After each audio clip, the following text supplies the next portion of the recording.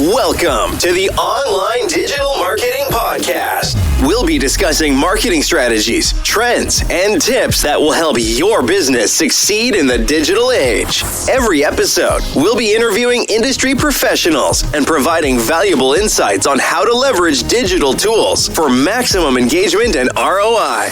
Don't forget to subscribe so you can stay up to date on the latest trends in online marketing.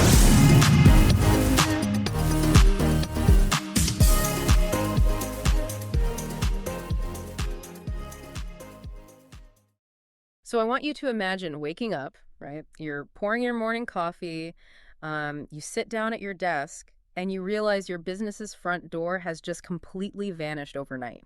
Oh, man. Yeah. And, not like a break-in, like erased.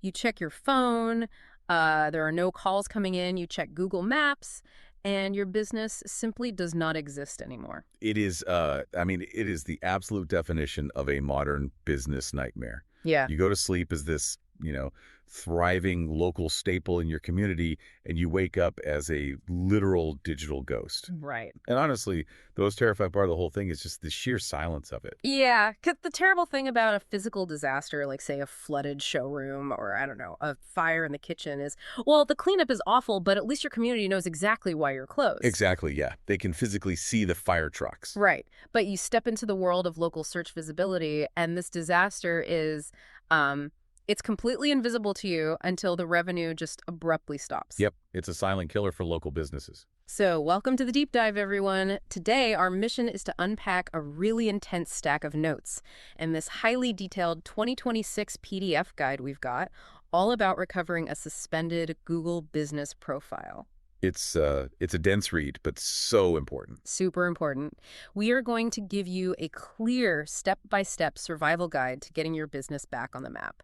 Because, if your listing suddenly disappears, you need a strict plan, not just, frantic guesswork. So, okay, let's unpack this. Yeah, and the absolute most crucial thing to establish right out of the gate here is a total mindset shift. Okay, what do you mean?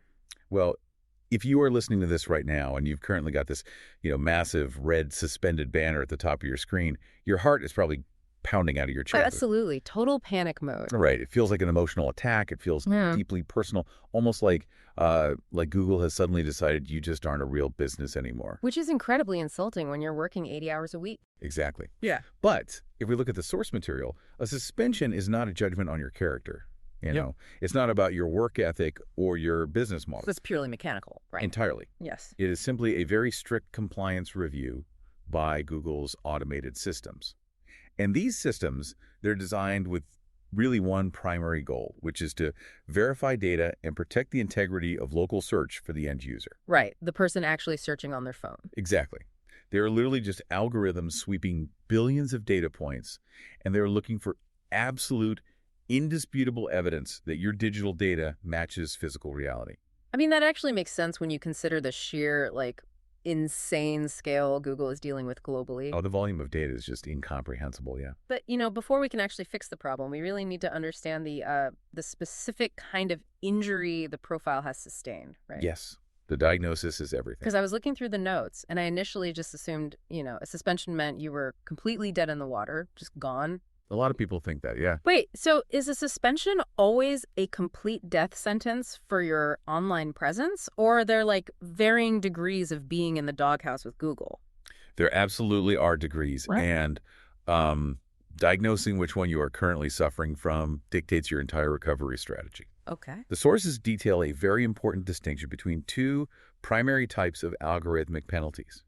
You have a soft suspension and you have a hard suspension. Okay, so in a soft suspension, I'm assuming you just, lose some features. Like maybe you can't post update photos or something. It's a bit more severe than that, actually. But you are still breathing. Okay, that's good. Yeah. So in a soft suspension, your business listing actually remains visible to potential customers on Google Search and Maps. Oh, wow. Okay. Right. So if they search your specific name, your knowledge panel still pops up on the right side of the screen. However, your profile status gets flipped on the back end to unverified. Which means what exactly for the owner? It means you, as the owner, are completely locked out of the management dashboard. You entirely lose the ability to update your hours. You can't respond to customer reviews. You can't change your phone number. You are locked out until that underlying compliance issue is resolved. Man, that's like being locked out of your own car while the engine is still running. Like you can see it's burning gas, but you can't actually steer it. That is a brilliant way to put it. Yeah, it's highly frustrating. But it's not immediately fatal to your daily revenue, right? People can still call you. Right. A hard suspension, on the other hand, that is the severe action. This is where the algorithm essentially just pulls the emergency brake. The death sentence. Exactly. That way. Your listing is completely removed from both Google Search and Google Maps. You vanish. Poof. Gone. Yep.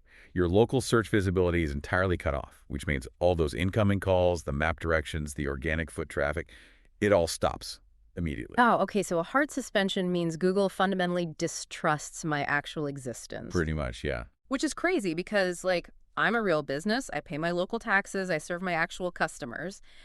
How does a multi-billion-dollar algorithm get confused enough to think I'm fake in the first place? That's the million-dollar question. It sounds like Google's system is acting like an overly strict bouncer at a club. So what exactly gets you kicked out of the line? I love that bouncer analogy because the bouncer isn't standing there thinking about how nice of a person you are. No, they don't care at all. Right. They're literally just checking boxes on a clipboard. And the primary triggers we've synthesized from the sources, they almost all stem from the algorithm detecting a logic error in your geographic data or, a potential policy violation. Okay, so what's the biggest offender? The single biggest category by far is information inconsistency. Like handing the bouncer a fake ID that just doesn't match your face? Or in this case, doesn't match your legal paperwork? Exactly that. Using a business name on your profile that does not perfectly match your real-world branding or your official state registration is a massive, massive trigger. Really? Just the name? Oh, yeah. Because a lot of business owners try to engage in what's called keyword stuffing. Ah, right, for SEO. Exactly. They think about search engine optimization, and they really want to rank higher for specific search terms in their town. So instead of just calling their business, say, Bob's Plumbing, which is their actual legal name on their tax forms. They change their Google title to something crazy. Right. They change it to, like, Bob's Plumbing 24/7 Emergency Drain Repair, Cityville. Which, I mean, honestly, that seems like a super smart marketing move if you don't know the rules. You definitely want people searching for emergency drain repair to find you. Totally. It might seem incredibly smart for visibility, but the 2026 guidelines explicitly flag that as a direct violation. Wow. The algorithm views that extra text not as, helpful context for the user, but as strictly fraudulent data. Okay, so name games are a huge red flag. What else? Another massive trigger involves your physical address. You absolutely cannot use virtual offices, P.O. boxes, or unstaffed co-working desks as your primary physical storefront. Wait, really? Even if I legally registered my LLC at that exact P.O. box for tax purposes? The bouncer does not care about your tax mail. Oh, wow. Yeah, the algorithm is trying to build a map for actual human beings to navigate the real world. It only cares about where a customer can physically walk up, open a door, and talk to your staff during your stated business hours. That makes sense. Right, so if the algorithm detects that your geographic coordinate is actually a UPS store in a strip mall, it initiates a hard suspension. Because a customer driving there expecting a massive plumbing showroom is going to have a terrible user experience. Right, they're going to be furious at Google Maps for sending them to a mailbox. Exactly. Google protects the map's reputation above all else. That actually brings up the duplicate listing issue mentioned in the notes. I'm guessing that creates a similar, bad user experience? Oh, definitely. But it also creates a massive logic loop for the back-end system itself. How so? Well, if you have two listings for the exact same business at the exact same physical coordinate, but, say, one says you open at 8 a.m. and the other one says 9 a.m., the system simply can't reconcile those conflicting data points. So it just panics? Sort of, yeah. Yeah. Instead of guessing which one is right, it just suspends both of them to protect the map's integrity. And the same thing actually happens with aggressive, rapid bulk edits. Like changing everything at once. Yeah. If you log in and suddenly change your business name, your primary category, and your operating hours all in, like a 10-minute window, the system flags that as account instability. So it thinks you got hacked. Precisely. It assumes a bad actor got in, so it just locks everything down for safety. Okay, so here's where it gets really interesting. Yeah. Because the sources dive into a very specific scenario regarding service area businesses. Yes, the SABs. Right. So SABs, these are your mobile plumbers, your electricians, your home-based operators, basically contractors who drive to the customer rather than the customer driving to them. And the sources described this deeply ironic situation that I'm just going to call the visibility trap. Oh, the visibility trap is a huge pitfall. I mean, it catches thousands of legitimate, hard-working businesses every single week. Okay, so imagine this. You have a home-based business owner. They operate totally out of their garage.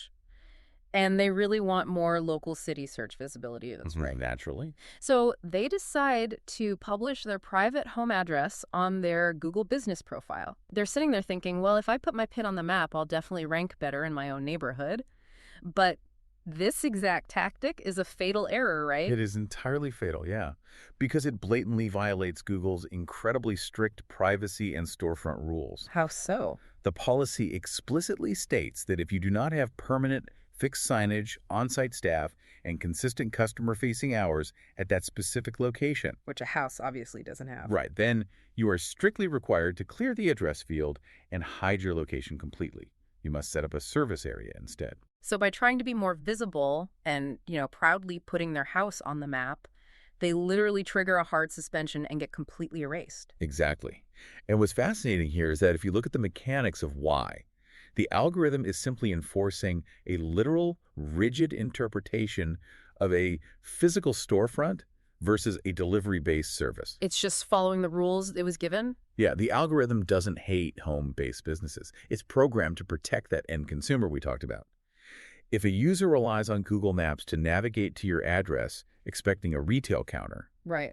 and they end up in a residential cul-de-sac with, a dog barking in the living room window, trust in the Google Map product completely drops. That's a great point. So the algorithm forcefully hides you to prevent that exact scenario from ever happening. Okay, so understanding these triggers leads us directly to the most critical strategic shift that you, the listener, must make. Because knowing why you were suspended reveals why your very first instinct to fix it is usually entirely wrong. Oh, this is the breaking point. This is where we separate the business owners who recover in a week from the ones who stay suspended for months on end. All right, let me play the panicked business owner for a second. Go for it. Okay, so I wake up, my business has vanished, my phone isn't ringing at all, and I'm sitting here watching my daily revenue drop to absolute zero. My immediate visceral instinct is to smash that appeal button as fast as I can. Of course it is. I want to jump into the text box, type in all caps, please Google, I'm a real business, I have a family to feed, put me back online right now. Why is that the worst thing I could possibly do? Because you are fundamentally misinterpreting the nature of the process you're in. What do you mean? Well, as the 2026 PDF guide states very clearly, this is a formal legal-style compliance review. It is not a customer service complaint inbox, and it's definitely not a simple SEO fix. Okay. So the absolute golden rule of this entire deep dive is this: never ever file an appeal until the profile is 100% compliant with the guidelines. So you have to fix the crime scene before you call the detective. Exactly. I mean, if you appeal first out of sheer panic and you just plan to fix the details later, you are just locking in your flawed data for the reviewer. Oh, I see. Think about the mechanics of the compliance queue. When you hit submit, a digital snapshot of your profile is sent to a reviewer. Right. So you are screaming in all caps that you are a real business, but the reviewer is looking at a snapshot that still has 247 Emergency Cityville stuffed into the title.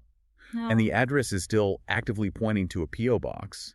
The automated system, or even a human reviewer, sees that active violation and instantly clicks denied. Wow. And the sources are incredibly clear on the danger of panic here, too. Causes repeatedly submitting anxious appeals, like every 2 days doesn't speed things up at all. No, it actively harms your case. It is the worst thing you can do. Because the spam filters catch you. Right. I assume the system sees someone just mashing the submit button over and over and assumes it's a malicious bot. Yes, exactly. Submitting multiple tickets for the exact same suspended entity triggers these internal spam tripwires. Oh, man. It flags your whole account for instability, which actually pushes your case file further back in the queue. Or, even worse, it gets your Google account entirely blacklisted. Which is unrecoverable. Pretty much. So you have to do a detailed microscopic audit first. You must step back, force yourself to calm down, and review your digital setup line by line. So what does a microscopic audit actually look like in practice for our listener? Okay, it means opening up your state business registration, putting it on one side of your computer screen and putting your Google business profile on the other. Side by side. Side by side. Does the name match to the actual letter? Right. You need to remove the extra city names. Remove the marketing taglines. Check your primary category to ensure it accurately reflects your core service and nothing else. Okay, that makes sense. You have to hunt down and request the removal of any duplicate listings out there. Yeah.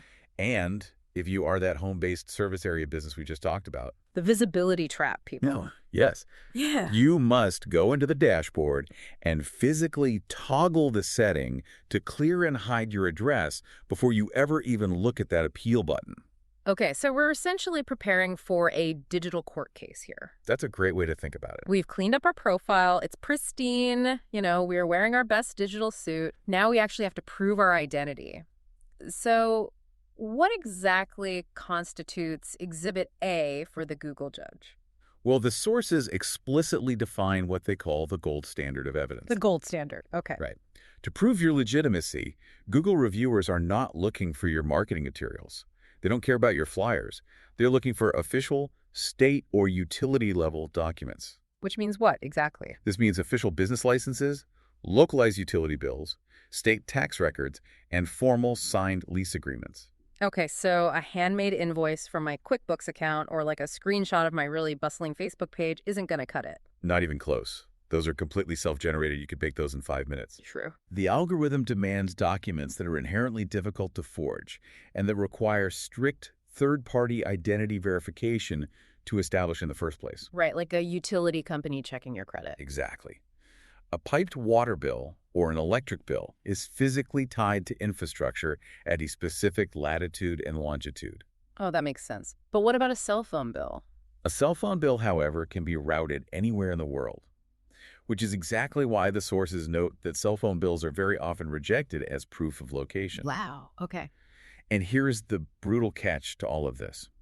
These documents must follow what's called the exact match rule. Yeah, I read about this in the notes, and it sounds incredibly punishing. Oh, it is the single highest hurdle in the entire recovery process. Why is it so strict?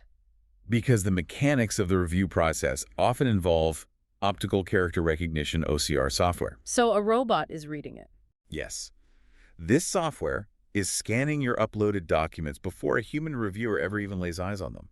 So every single document you provide must match the information on your Google business profile exactly. So wait, if my electric bill says Main Street Suite B, but my Google profile just says Main Street. That discrepancy will trigger a logic failure in the OCR system. You're kidding. Just the suite number. Just the suite number. And that leads to a major delay or a flat-out denial.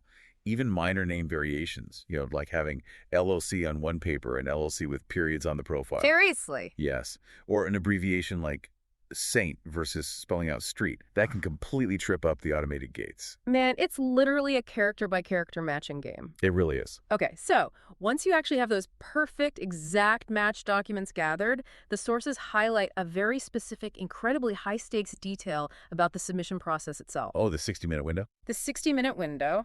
Walk us through this because this sounds stressful. If I hit submit on the official appeals tool, I just assume my file goes into some massive Google inbox to sit and wait for weeks. Does the 60 minutes mean I'm racing a human reviewer to the finish line? No. You aren't racing a human at all. You are racing the back-end system architecture itself. Okay, explain it. When you begin the official reinstatement request via the appeals tool, the system generates a unique, temporary session token for your specific case ID. Okay, a temporary token. Right. Once you finalize the text portion of the appeal and you hit submit, that unique token remains active for exactly 60 minutes. Just 1 hour. Just 1 hour. And during that hour, you have the ability to upload your supporting evidence files, your Exhibit A, through the portal. Okay. If you do it within the window, the system seamlessly bridges your uploaded utility bills and licenses directly to your case ID. Right. But what if my internet drops? Or, I don't know, I decide to go search my filing cabinet in the basement for a tax document, and I just missed that 60-minute window. Then the session token fully expires. The digital bridge collapses. Oh, no. Yeah. Your text appeal is sent to the queue without any of the gold standard evidence attached to it.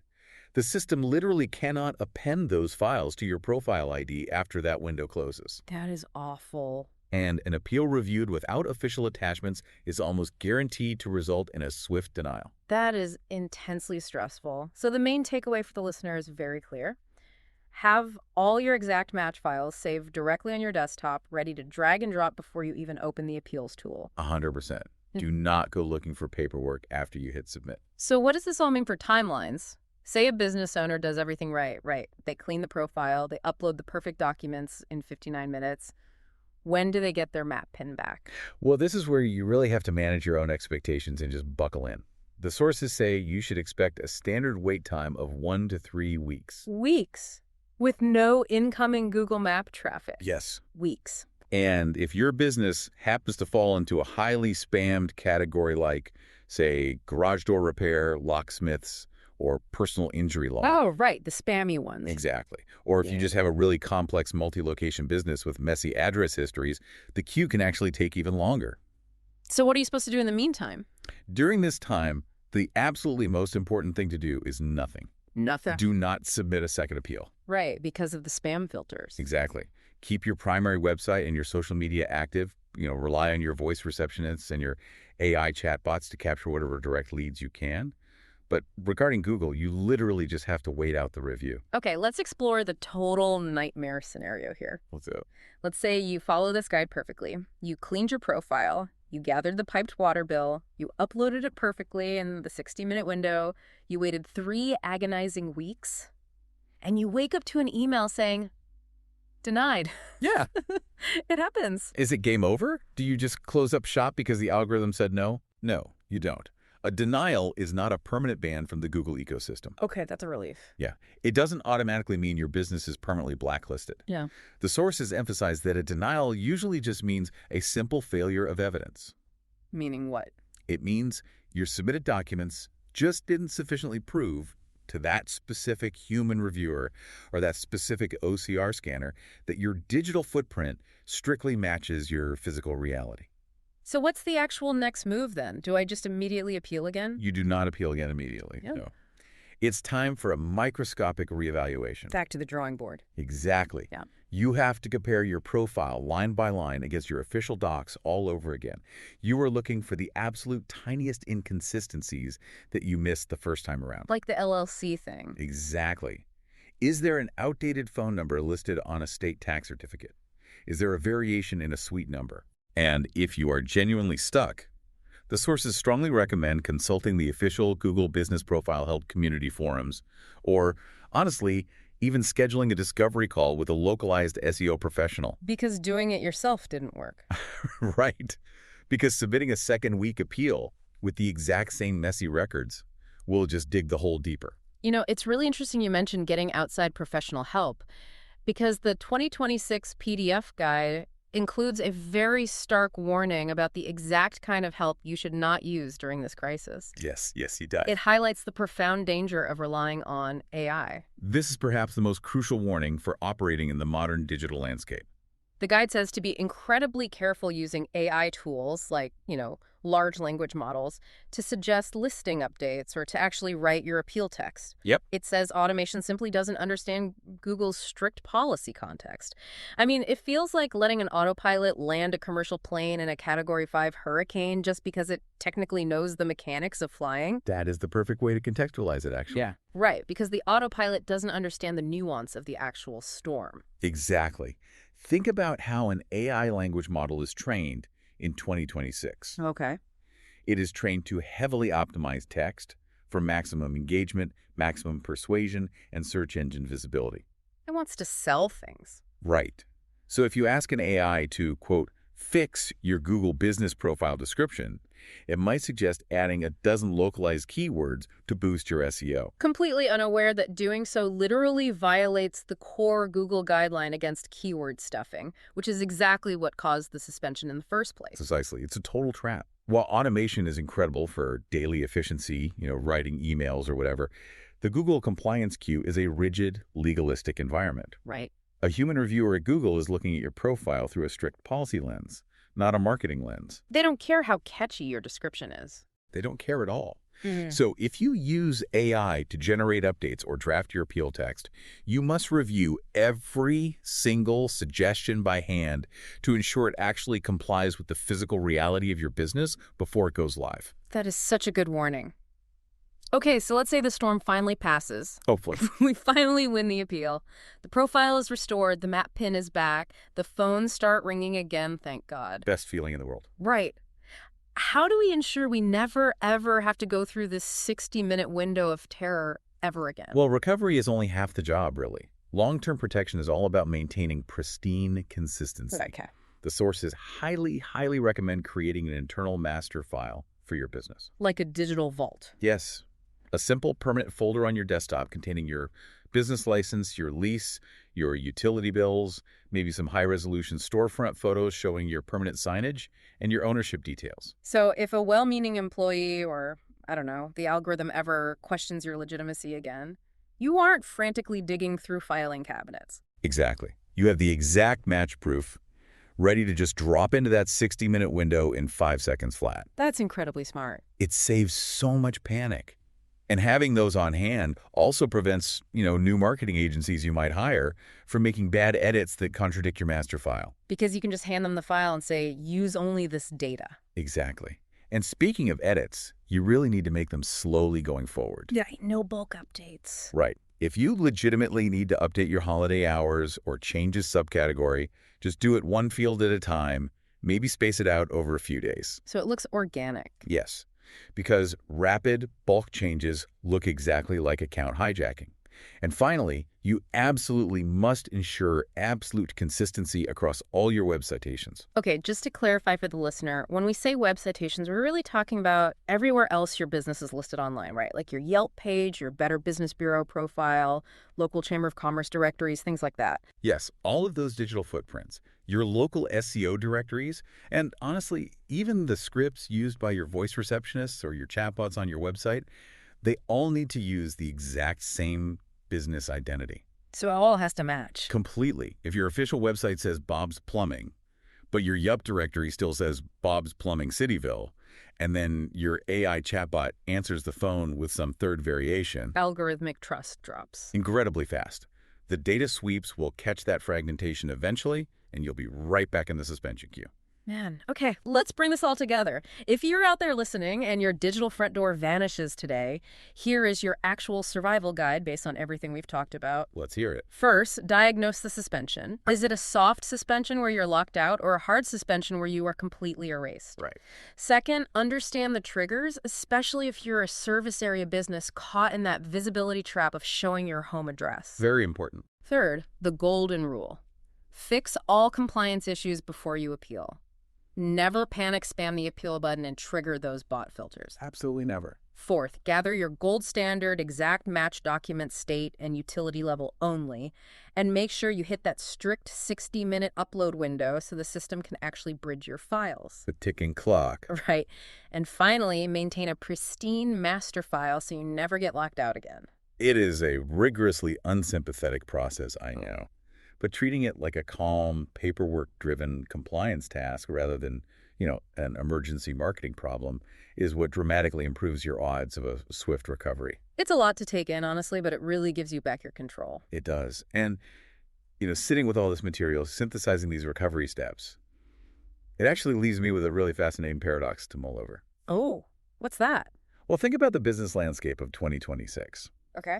Every single business owner is racing to use AI, automated agents, virtual offices, and cloud-based tools to achieve ultimate efficiency, right? Totally. Everything is automated now. Right.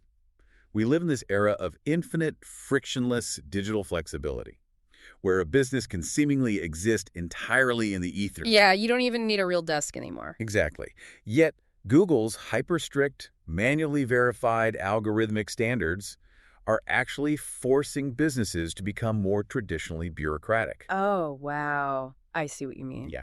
In the most advanced, hyper-modern digital ecosystem ever created, your literal survival on the map ultimately comes down to the most archaic thing imaginable. A piece of paper. A physical piece of paper like a localized water bill, perfectly matching a single suite number. That is completely wild to think about. Your entire infinite digital life literally depends on your physical paper trail. That really does. Well, thank you for joining us on this deep dive, everyone. Take a few minutes today to check your own digital front door, make sure those exact match documents are sitting safely in a master file, and ensure your house is truly in order. Because you never know when the algorithm is going to check your ID. Exactly. Catch you next time. Ready to take your online business to the next level? Subscribe to our digital marketing podcast and then join our Accountability for Success Mastermind. With expert advice from industry leaders, you'll gain knowledge and insights that will help you succeed in today's digital marketing world. From social media strategies to search engine optimization, we have all the tools you need. Learn from successful entrepreneurs and take control of your online success. Join the Accountability for Success Mastermind now at bit.ly/AFSM podcast.